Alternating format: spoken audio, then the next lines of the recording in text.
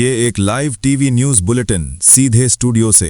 और इस वक्त हम मध्य पूर्व से आ रही सबसे बड़ी और सबसे खतरनाक रणनीतिक चेतावनियों पर बात कर रहे हैं, जहां बढ़ते तनाव के बीच अमेरिकी नौसेना के सबसे ताकतवर युद्धपोतों में से एक aircraft carrier USS Abraham Lincoln और उसका पूरा स्ट्राइक ग्रुप अब सीधे खतरे की जद में आ गया है। रक्षा विशेषज्ञों ने साफ शब्दों में चेतावनी दी है कि ईरान की तथाकथित ड्रोन झुंड रणनीति अब केवल तकनीकी प्रयोग नहीं रही, बल्कि ये एक वास्तविक और विश्वसनीय सैन्य खतरे में बदल चुकी है, खासकर तब जब यह हमला एक साथ सैकड़ों ड्रोन के जरिए किया जाए, जिसे सैन्य भाषा में स्वार्म अटैक कहा जाता है। फॉक्स न्यूज़ को दिए इंटरव्यू में रक्षा विशेषज्ञों ने बताया है कि बीते कुछ वर्षों में ईरान ने अपने ड्रोन कार्यक्रम में अभूतपूर्व प्रगति की है और अब वो न केवल टोही ड्रोन बल्कि आत्मघाती यानी कामिकाज़े ड्रोन और लंबी दूरी तक मार करने वाले निगरानी ड्रोन भी बड़ी संख्या में बना चुका है। विशेषज्ञों के अनुसार समस्या केवल ड्रोन की संख्या नहीं बल्कि उसकी रणनीति है, क्योंकि अमेरिकी युद्धपोतों पर अत्याधुनिक एयर डिफेंस सिस्टम लगे होने के बावजूद यदि एक साथ सैकड़ों छोटे और सस्ते ड्रोन हमला करें तो रक्षा प्रणाली सैचुरेट हो सकती है, यानी उस पर इतना दबाव पड़ेगा कि वो सभी लक्ष्यों को एक साथ रोक नहीं पाएगी। और यदि केवल कुछ प्रतिशत ड्रोन भी रक्षा कवच को भेद कर जहाज से टकरा गए तो वो अरबों डॉलर के युद्धपोत को भारी नुकसान पहुंचाने के लिए पर्याप्त होंगे। ड्रैगनफ्लाई कंपनी के सीईओ और सह संस्थापक कैमरन चेल ने साफ कहा है कि ईरान की कम लागत वाली ड्रोन तकनीक अब अमेरिकी नौसेना की उच्च मूल्य वाली संपत्तियों के लिए एक विश्वसनीय खतरा बन चुकी है, जिसमें USS Abraham Lincoln aircraft carrier strike group भी शामिल है। उन्होंने कहा कि ईरान की ड्रोन क्षमता अब करोड़ों डॉलर की शक्ति में बदल चुकी है और सस्ते वॉरहेड और सस्ते प्लेटफॉर्म के संयोजन से ईरान ने एक ऐसा असम्मित खतरा तैयार किया है जो दुनिया की सबसे आधुनिक सेनाओं के लिए भी चुनौती बन गया है। चेल के अनुसार ईरान सीधे समुद्र में मौजूद जहाज़ों को लक्ष्य बनाकर भारी संख्या में साधारण ड्रोन छोड़ सकता है, जिससे एक सैचुरेशन अटैक पैदा होगा जो पारंपरिक रक्षा प्रणालियों को पंगु कर सकता है। उन्होंने ये भी कहा कि यदि बहुत कम समय में सैकड़ों ड्रोन छोड़े जाएं, तो उनमें से कुछ का लक्ष्य तक पहुंचना लगभग तय है और आधुनिक रक्षा प्रणालियां मूल रूप से इस तरह के सामूहिक हमले को रोकने के लिए नहीं बनाई गई थीं, खासकर जब अमेरिकी युद्धपोत ईरान के करीब मौजूद हों। ये चेतावनी ऐसे समय आई है जब एक वरिष्ठ अमेरिकी अधिकारी ने फॉक्स न्यूज़ डिजिटल को पुष्टि की कि उस समय तक USS Abraham Lincoln strike group Hind महासागर में अमेरिकी सेंट्रल कमांड के दायित्व क्षेत्र में प्रवेश नहीं कर पाया था, लेकिन उसे मध्य पूर्व में बढ़ते तनाव और इजराइल हमास युद्ध की पृष्ठभूमि में तैनात किया गया है ताकि अमेरिकी मौजूदगी मजबूत की जा सके। पेंटागन ने कहा है कि वो किसी भी उकसावे या हमले का जवाब देने के लिए तैयार है, लेकिन विशेषज्ञों का मानना है कि ईरान की ड्रोन क्षमता अब पहले जैसी सामान्य नहीं रही, बल्कि ये एक संगठित सैन्य शक्ति में बदल चुकी है। हाल के वर्षों में ईरान ने कामिकाज़े ड्रोन और लंबी दूरी के निगरानी ड्रोन के निर्माण में बड़ी सफलता हासिल की है और रूस यूक्रेन युद्ध में ईरानी ड्रोन के इस्तेमाल ने इस तकनीक की प्रभावशीलता को पूरी दुनिया के सामने साबित कर दिया है। विशेषज्ञों ने चेतावनी दी है कि फारस की खाड़ी और ओमान की खाड़ी जैसे संकरे समुद्री मार्गों में अमेरिकी विशाल युद्धपोत इन ड्रोन हमलों के प्रति और भी ज्यादा असुरक्षित हो जाते हैं। अमेरिकी सेना इस खतरे से निपटने के लिए लेजर हथियारों और नई जैमिंग तकनीकों पर काम कर रही है ताकि ड्रोन झुंड को रोका जा सके, लेकिन मौजूदा हालात में ईरान की ये ड्रोन तकनीक अमेरिकी नौसेना के लिए एक गंभीर चिंता का विषय बन चुकी है।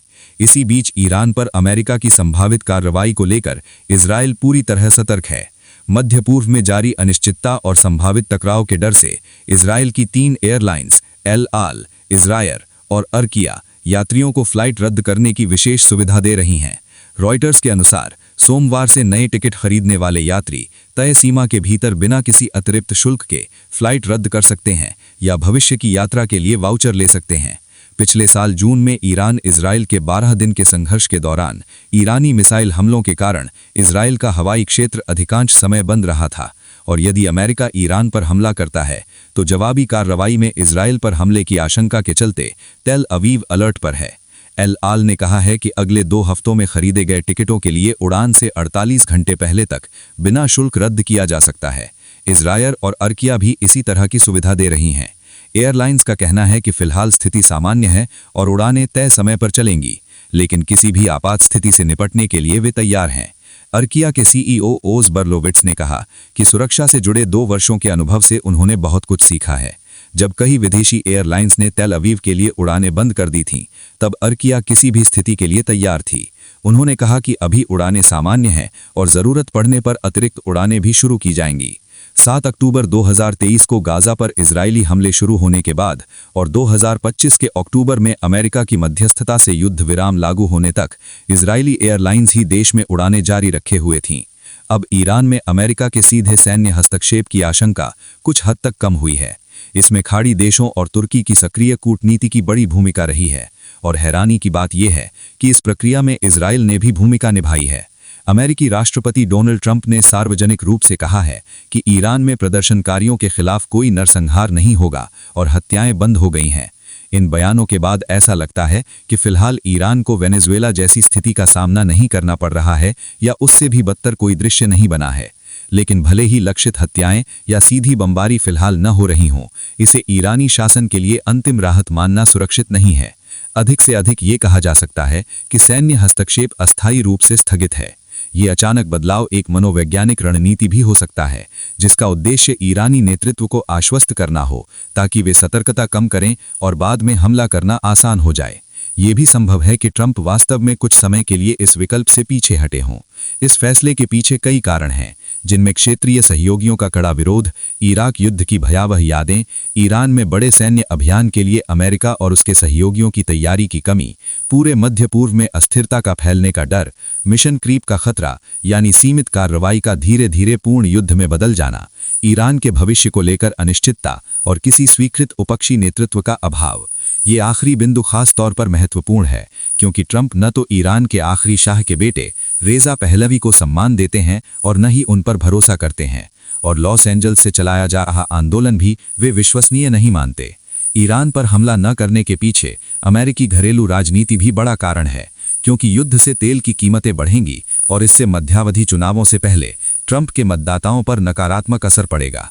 इसके अलावा इस मुद्दे पर ट्रंप के करीबी दायरे में भी तीखा विभाजन है और सबसे अहम बात यह है कि डेमोक्रेट और रिपब्लिकन दोनों दलों के अधिकांश सांसद ईरान में मिलिट्री हस्तक्षेप से खिलाफ हैं।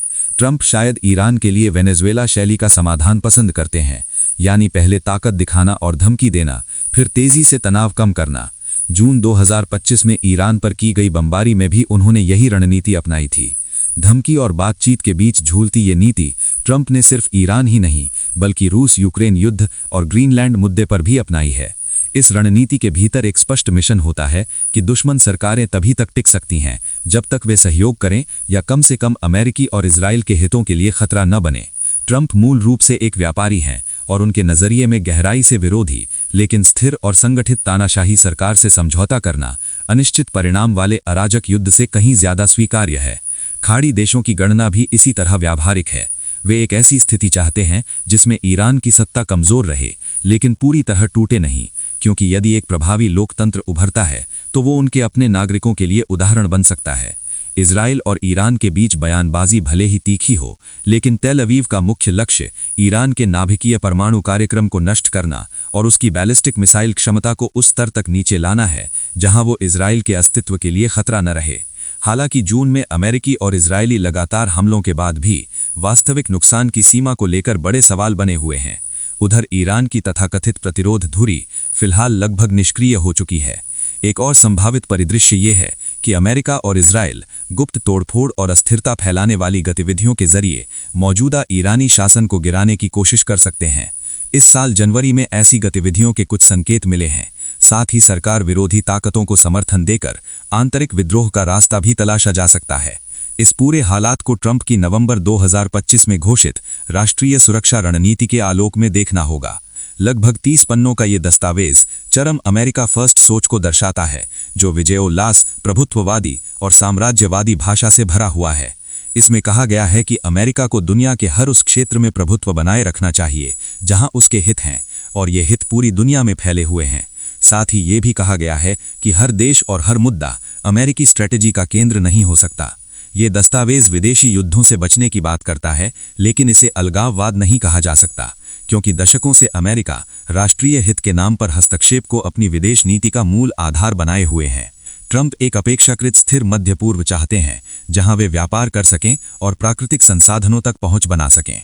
क्षेत्र अमेरिकी समर्थक हो या ना हो, ये उनके लिए उतना मायने नहीं रखता, लेकिन वो अमेरिकी हितों के लिए खतरा न बने। लोकतंत्र, मानवाधिकार या जनता की इच्छा, इस व्यवस्था में कोई महत्व नहीं है। यहाँ संप्रभुता और आत्मनिर्णय लगभग अनुपस्थित हैं और हर चीज के ऊपर एक तलवार लटकती रहती है, दमोक्लिस की तलवार। संक्षेप में ट्रंप की इस डोनरो नीति का मूल संदेश एक ही है, आदेश मानो वरना सजा भुगतो।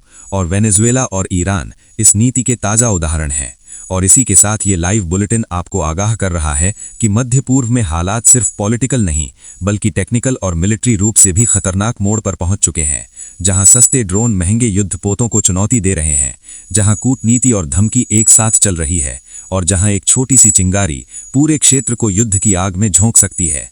इसलिए दुनिया की नजरें अब फारस की खाड़ी, तेहरान, तेल अवीव और वॉशिंगटन पर टिकी हुई हैं, और हर फैसला आने वाले महीनों की दिशा तय कर सकता है।